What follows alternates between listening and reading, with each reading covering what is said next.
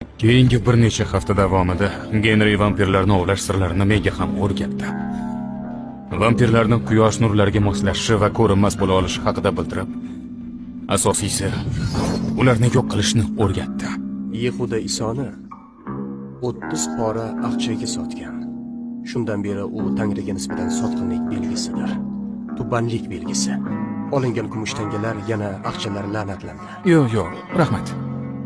Kumush taqqan vampirni sira uchratmaysan. Vampirni ko'zguda aksi bo'lmaydi. Tangri aynan shuni istadi. Vampir hech qachon buni eplolmaydi, Barts. Faqat bu uni kuchidan mahrum etadi. Genri, bu Jack Barts. Senga nishonlarni ko'rsataman. Kelishuvimiz shu. Gap faqat Jack Barts haqida ketgani yo'q.